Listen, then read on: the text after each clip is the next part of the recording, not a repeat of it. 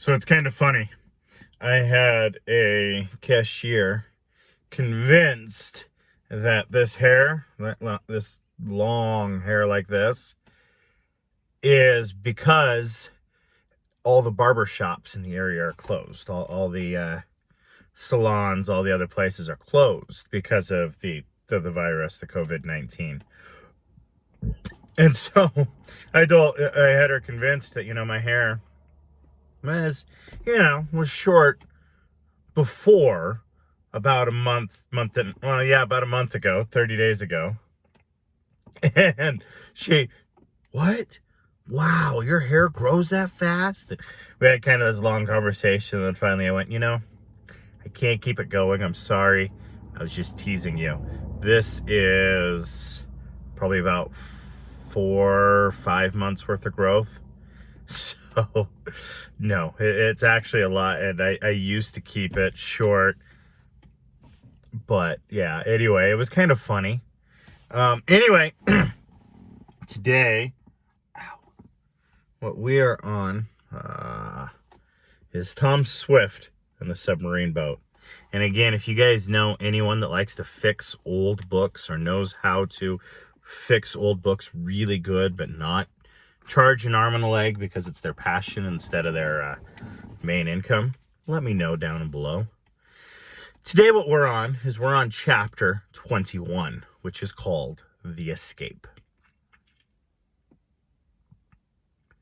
Events had happened so quickly that day that the gold hunters could scarcely comprehend them.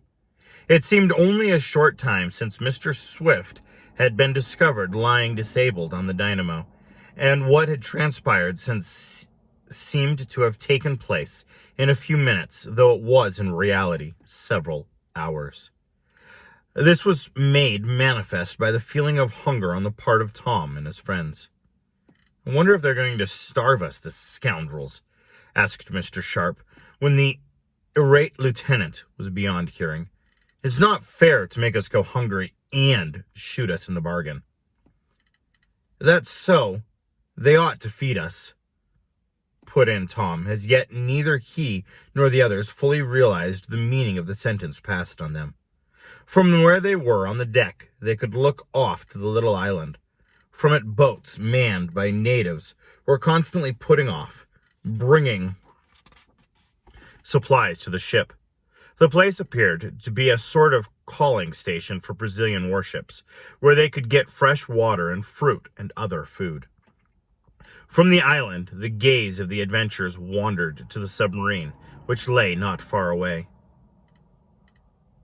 They were chagrined to see several of the bolder natives clambering over the deck.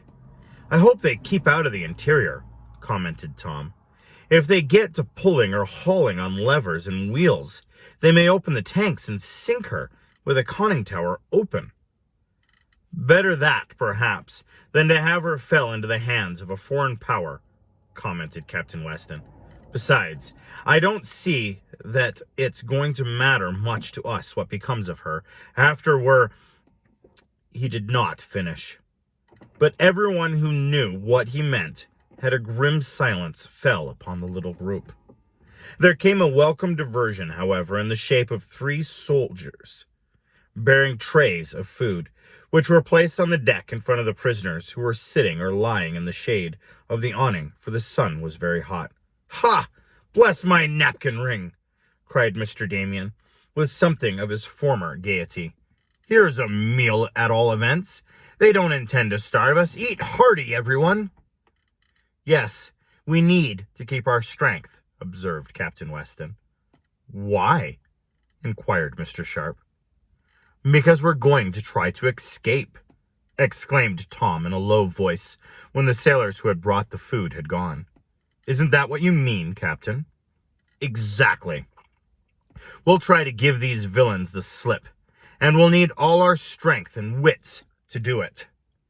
We'll wait until night and see what we can do. But where will we escape to? Asked Mr. Swift. The island will afford no shelter, and no, but our submarine will, went on the sailor. It is in possession of the Brazilians, objected Tom. Once I get aboard the Advance, 20 of these brown-skinned villains won't keep me prisoner, declared Captain Weston fiercely. If we can only slip away from here to get into the small boat, or even swim to the submarine, I'll make those chaps on board or think a hurricane has broken loose. Yes, and I'll try to help, said Mr. Damien. And I, added Tom and the balloonist. That's the way to talk, commented the captain. Now let's eat, for I see that rascally lieutenant coming this way, and we mustn't appear to be plotting, or he'll be suspicious. The day passed slowly, and though the prisoners seemed to be allowed considerable liberty, they soon found that it was only apparent. Once Tom walked some distance from that portion of the deck where he and the others had been told to remain. A sailor with a gun at once ordered him back. Nor could they approach the rails without being directed harshly enough at times to move back amid ships. As night approached, the gold seekers were on the alert for any chance that might offer to slip away, or even attack their guard. But the number of Brazilians around them was doubled in the evening, and after supper, which was served to them on deck by the light of swinging lanterns, they were taken below and locked into a stuffy cabin. They looked helplessly at each other. Don't give up, Captain Weston advised. It's a long night. We may be able to get out of her. But this hope was in vain.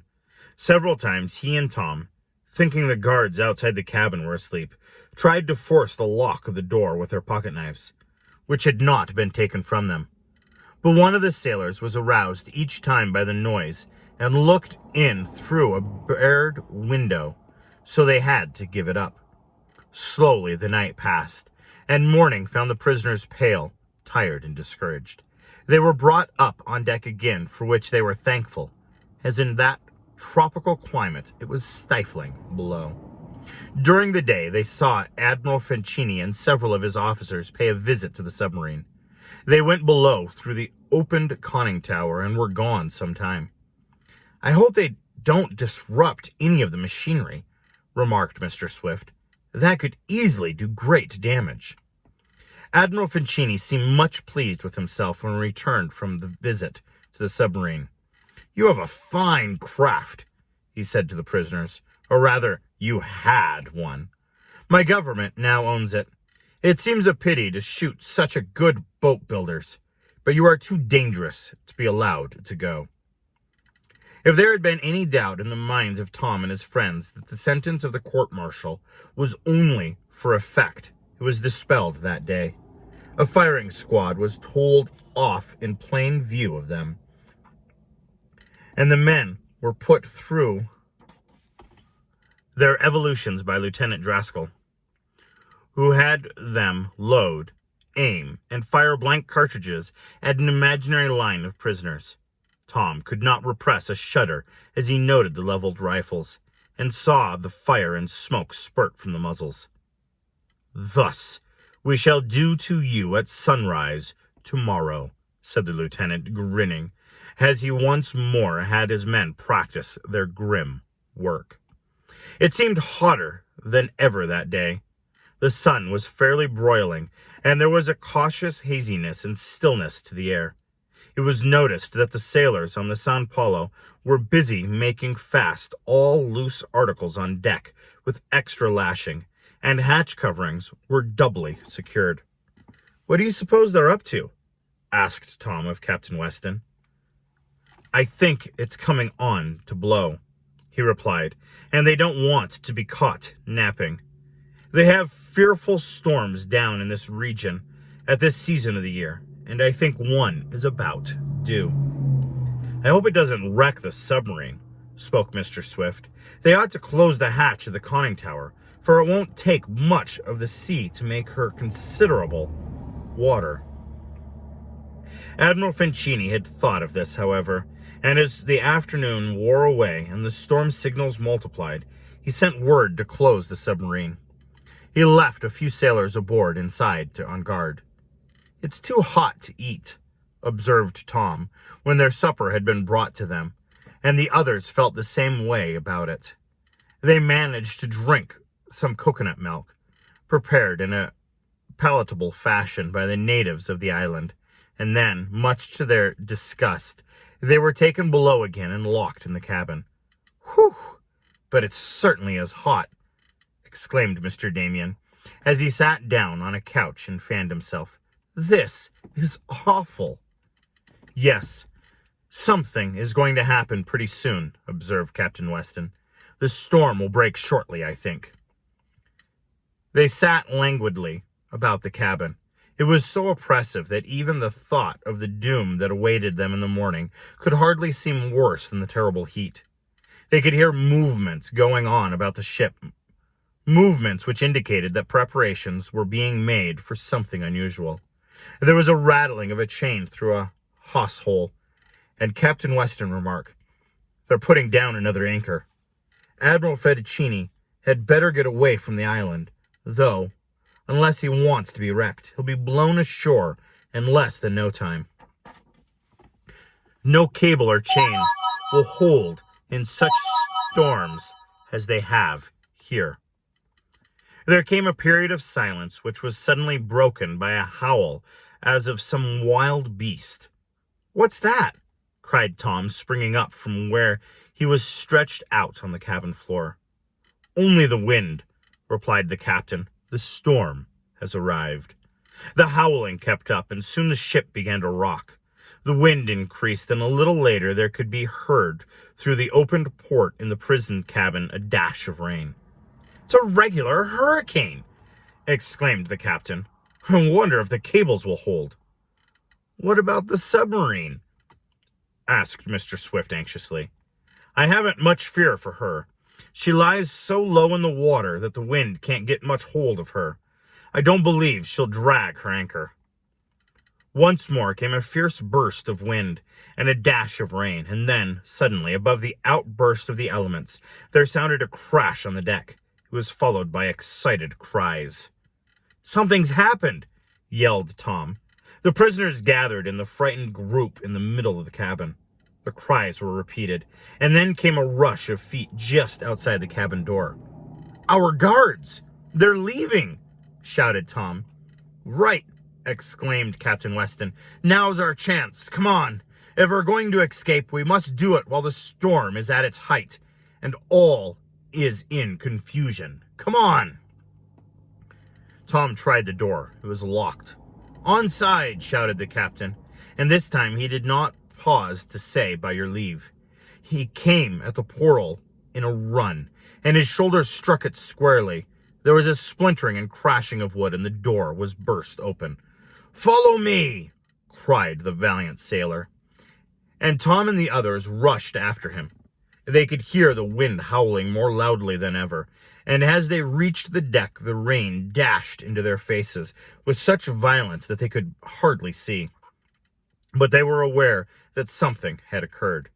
By the light of several lanterns swaying in the terrific blast, they saw that one of the auxiliary masts had broken off near the deck. It had fallen against the chart house, smashing it, and a number of sailors were laboring to clear away the wreckage. "Fortune favor us!" cried Captain Weston. "Come on, make for the small boat. It's near the side ladder. We'll lower the boat and pull to the submarine." There came a flash of lightning, and in its glare, Tom saw something that caused him to cry out.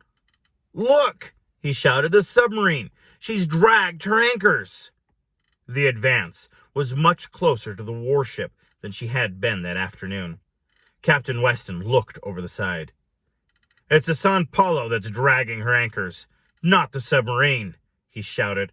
"We're bearing down on her. We must act quickly. Come on, we'll lower the boat." In the rush of wind and the dash of rain, the prisoners crowded to the accommodation companion ladder, which was still over the side of the big ship. No one seemed to be noticing them, for Admiral Fettuccini was on the bridge yelling orders for the clearing away of the wreckage. But Lieutenant Driscoll, coming up from below at that moment, caught sight of the fleeing ones. Drawing his sword, he rushed at them, shouting, "The prisoners! The prisoners! They're escaping!" Captain Weston leaped toward the lieutenant, Look out for his sword, cried Tom. But the doughty sailor did not fear the weapon. Catching up a coil of rope, he cast it at the lieutenant. It struck him in the chest, and he staggered back, lowering his sword. Captain Weston leaped forward, and with a terrific blow sent Lieutenant Draskell to the deck. "There!" cried the sailor. "I guess you won't yell 'Silencio!' for a while now." There was a rush of Brazilians toward the group of prisoners. Tom caught one with a blow to the chin and felled him, while Captain Weston disposed of two more, and Mr. Sharp and Damien, one each. The savage fighting of the Americans was too much for the foreigners, and they drew back. "Come on!" cried Captain Weston again. "The storm is getting worse. The warship will crash into the submarine in a few minutes. Her anchors aren't holding. I don't think they would." He made a dash for the ladder, and a glance showed him that the small boat was in the water at the foot of it. The craft had not been hoisted on the divots. "Luck's with us at last," cried Tom, seeing it also. "Shall I help you, Dad?" "No, I think I'm all right. Go ahead." There came such a gust of wind that the San Paulo was heeled over, and the wreck of the mast rolling it crashed into the side of the deck house, splintering it. A crowd of sailors, led by Admiral Fincini, were again rushing on the escaping prisoners, had to leap back out of the way of the rolling mast. "Catch them! Don't let them get away!" begged the commander, but the sailors evidently had no desire to close in with the Americans. Through the rush of wind and rain, Tom and his friends staggered down the ladder. It was hard work to maintain one's footing, but they managed it. On account of the high side of the ship, the water was comparatively calm under her, and though the small boat was bobbing about, they got aboard. The oars were in place. In another moment, they had shoved off from the landing stage, which formed the foot of the accommodation ladder. "Now for the advance," murmured Captain Weston. Come back, dogs of Americans!" cried a voice at the rail over their heads, and looking up, Tom saw Lieutenant Draskell. He had snatched a carbine from a Marine and was pointing it at the recent prisoners. He fired the flash of the gun, and a dazzling chain of lightning coming together. The thunder swallowed up the report of the carbine, but the bullet whistled uncomfortably close to Tom's head. The blackness that followed the lightning shut out the view of everything for a few seconds, and when the next flash came, the adventurers saw that they were close to their submarine. A fusilage of shots sounded from the deck of the warship, but as the Marines were poor marksmen at best, and as the swaying of the ship disconcerted them, our friends were in little danger. There was quite a sea once they were beyond the protection of the side of the warship, but Captain Weston, who was rowing, knew how to manage a boat skillfully, and he soon had the craft alongside the bobbing submarine. "Get aboard now, quickly!" he cried. They leaped to the small deck, casting a rowing boat adrift. It was the work of but a moment to open the conning tower. As they started to descend, they were met by several Brazilians coming up. "Overboard with them!" yelled the captain. "Let them swim ashore or to their ship." With almost superhuman strength, he tossed one big sailor from the small deck. Another showed fight, but he went to join his companion in the swirling water. A man rushed at Tom, seeing the while to draw his sword, but the young inventor, with a neat left-hander, sent him to join the other two. And the remainder did not wait to try conclusions. They leapt for their lives, and soon all could be seen in the frequent lightning flashes swimming toward the warship, which was now closer than ever to the submarine. "Get inside and we'll sink below the surface," called Tom. "Then we don't care what happens." They closed the steel door of the conning tower, and as they did so, they heard the patter of bullets of carbines fired from the San Paulo. Then came a violent tossing of the Advance. The waves were becoming higher as they caught the full force of the hurricane. It took but an instant to sever from within the cable attached to the anchor, which was one belonging to the warship. The Advance began drifting. Open the tanks, Mr. Sharp, cried Tom. Captain Weston and I will steer. Once below, we'll start the engines. Amid the crash of thunder and dazzling flashes of lightning, the submarine began to sink. Tom, in the conning tower, had a sight of the San Paulo as it drifted nearer and nearer under the influence of the mighty wind. As one bright flash came, he saw Admiral Fincini and Lieutenant Draskell leaning over the rail and gazing at the Advance. A moment later, the view faded from sight as the submarine sank below the surface of the troubled sea. She was tossed about for some time until deep enough to escape the surface motion, waiting until she was far enough down so that her lights would not offer a mark for the guns of the warship. The electrics were switched on. "We're safe now," cried Tom, helping his father to his cabin. "You've got too much to attend to themselves to follow us now, even if they could. Shall we go ahead, Captain Weston?" "I think so. Yes, if I may be allowed the expression," was the mild reply, in strange contrast to the strenuous work in which the captain had just been engaged. Tom signaled to Mr. Sharp and the engine room. In a few seconds, the Advance was speeding away from the island and the hostile vessel. Nor deep as she was now, and there any sign of the hurricane.